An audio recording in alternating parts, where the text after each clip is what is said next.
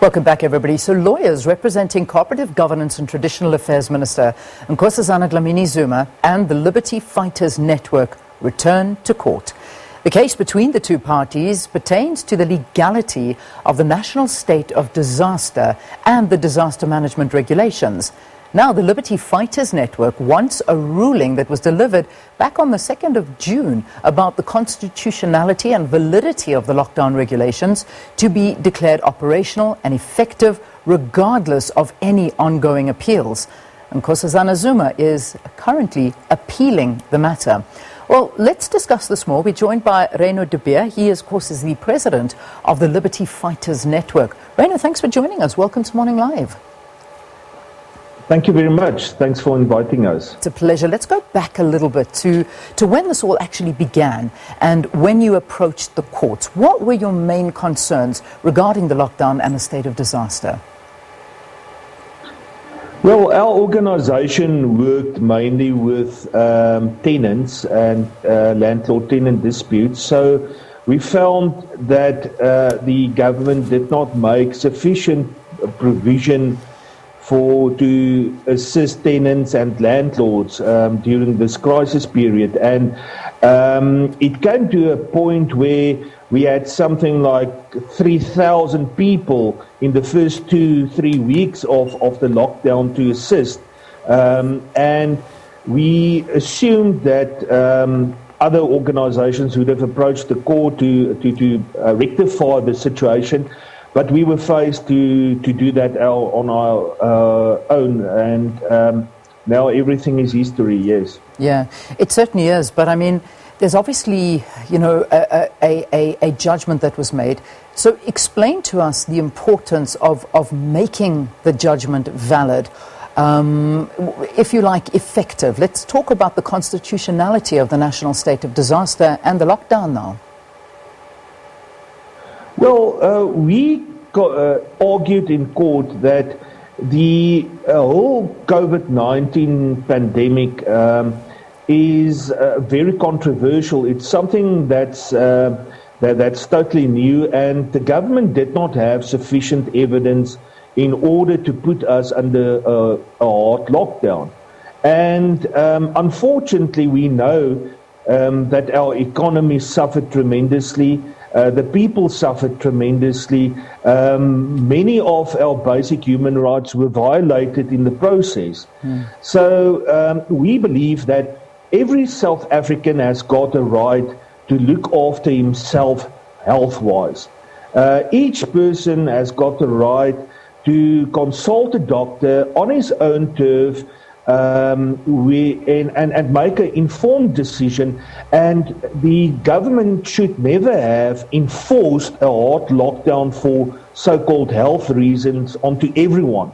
Everyone is not the same, and therefore we basically say that the whole lockdown regulations that were promulgated were totally unconstitutional, irrational, and invalid, as the court agreed with us. And unfortunately, we are now stuck in an appeal process which could take years to finalize, literally, yes. Yeah. I mean, as you say, the judge declared that level 3 and 4 restrictions were unconstitutional and invalid. I mean, if we had to take a look at what that meant, it was literally at that time, every rule that was in place should have actually been thrown out the window, and South Africa could have gone back to the way it was because of a court ruling it unconstitutional. I mean, that's a basic understanding of a judgment, or am I getting this all wrong? That is basically right, yes. But remember that the Minister of Cooperative Governance and Traditional Affairs, Dr. Dlamini-Zuma, she was given 14 business days to review and rectify anything that might be wrong and republish it and report back to court what she achieved. And unfortunately, she did not consult with any organization. She did not come back to us. She just bluntly started appealing the process, and now we are literally plastered against the walls of the courts. And this is the only way. Tomorrow's application is the only chance that South Africa has to eventually get out of this hard lockdown and continue with our lives. Obviously, those who choose to continue wearing the masks and sanitizing, all those things are good for certain people. So we're not saying that you may not wear a mask or you may not go and have social distancing. That is your personal constitutional right to choose. But many of our people choose not to adhere to those rigid regulations, and we would like to continue with our lives. And that is the basis of tomorrow's application. We just simply want the court to agree with us that the lockdown regulations should be invalidated immediately so that the government can come up with other measures to counter this. There are other options to their disposal, and we're just saying that it's time that we continue with our normal lives. We want to go back to normal. That is what we want. So if we look at level 2 now, we're almost back to normal. I mean, bar the issue of international travel, that is still not allowed. Gatherings of more than 50 people, the sale of alcohol not over on weekends, but they can be sold in restaurants and other consumption places where they can consume it in. We're allowed to have gatherings of family and friends. What more are you fighting for at this point so we can get a better understanding? Because when you initially went completely, I mean, we were under a lockdown, we couldn't do anything basically, but now South Africa is almost back to normal. So what are you asking for? Leanne, that is a problem. We became used to chaos, and now we all assume that, especially now that liquor and tobacco may be sold again, everyone is making a Mexican wave and very happy about it. But the fact remains that we are not back to normal. We cannot continue with an economy where only 50 people can be in a certain gathering. For example, funerals. Still, there may only be 50 people allowed at a funeral. And that specifically has been a very tedious issue of concern to the court as well, that how can you restrict only 50 people to go to someone who you loved's funeral? And then you also have the mask wearing. Now you can physically be arrested if you don't wear your mask in public. Previously, before the 12th of July, you still had some sort of option because the police could never have arrested you for not wearing one. But now we've put physical evidence in front of the court to say that the wearing of masks by healthy people can actually make them sick and even lead to their death. So that is the seriousness of this. The whole way in which the regulations were plastered together was totally irrational, and it was impulsive, and we as the people were never approached properly, and our rights were totally violated in the process. We're just asking for the government to come to your senses, do this in the right way. Don't quarantine healthy people. Don't go out and make as if everyone is sick. We all have our lives to live, and especially our children and our elderly people. I'm not going to send my children back to school wearing a mask and having social distancing and not able to play. Yeah. That is child abuse, plainly. And Okay, Reyno, I'm going to come in. Especially also for the elderly. I'm going to come in and quiz you on a couple of things that you've said, because you have said a lot there. Now, I understand when you went and approached the courts and you spoke to, obviously, the rights of South Africans to be able to earn a living and, you know, to go back to work. And if you want to drink, to drink. If you want to smoke, you can smoke. But now you're touching on health issues. And, you know, when we look globally, wearing a mask has become the one tool that may be able to fight the spread of this pandemic. So that is why wearing a mask has been accepted in many countries globally as a way to move forward. It's not a unique thing to South Africa. The other issue you bring up is that of funerals and having too many people gathering at the same place. We have many examples of funerals and people that have broken down the lockdown regulations, broke them, I beg your pardon, and they've been infected, and many have been due to that.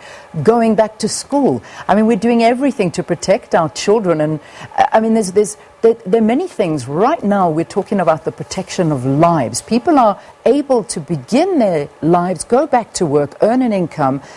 Obviously, it's very, very difficult at the moment, but there are less restrictions like that. We're now talking to health regulations. That seems to be what you're questioning right now. Leanne, about 2 weeks ago, the National Institute of Communicable Diseases, and specifically Professor Cohen, who's the spokesperson of it, published an article in which she said, and this is the health authority of South Africa, that originally we've expected something like 10 million cases of the flu this year.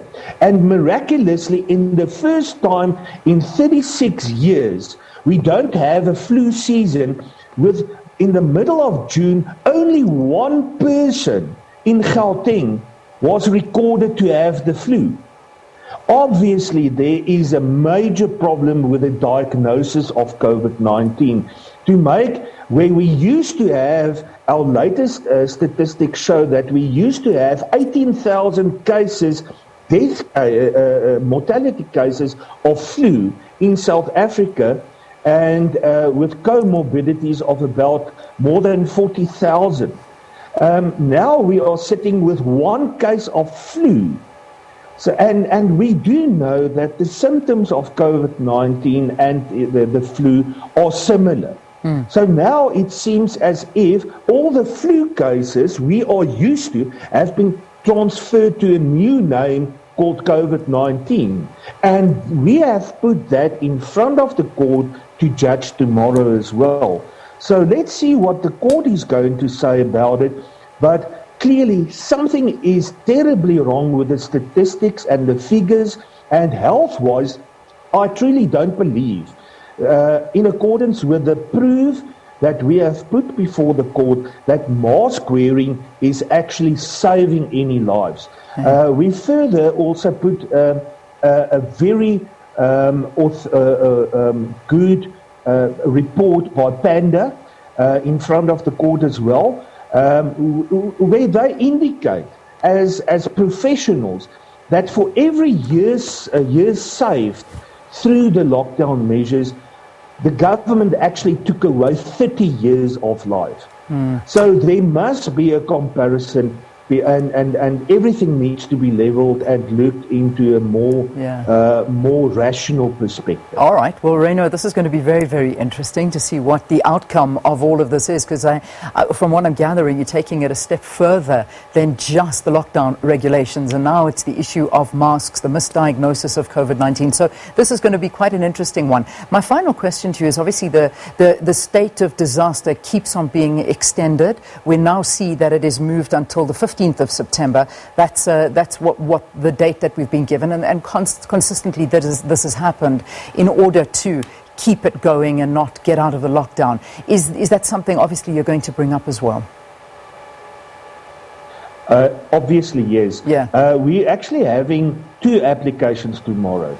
The one is where we requesting the court to leave to cross appeal on the basis that the court initially did not find the declaration of the national state of disaster also unconstitutional and invalid. So that application will be heard first, and followed by the other application to make the order immediately implementable. So yes, we definitely after that as well. All right, Reyno, thanks for talking to us. Reyno De Beer is going to court tomorrow. Thank you very much. It's a pleasure. He's the president of the Liberty Fighters Network, talking to us about their court challenge to put into effect the legality of the judgment regarding the national state of disaster and the lockdown. And news you heard, a lot more. Also challenging the wearing of masks, the diagnosis of coronavirus as opposed to the flu, and many, many other issues. Quite an interesting one. I can see some of your comments coming through already. Dying to read them, and hopefully we'll have a chance to put them on air. All right, let's take a break. After this, we'll get into the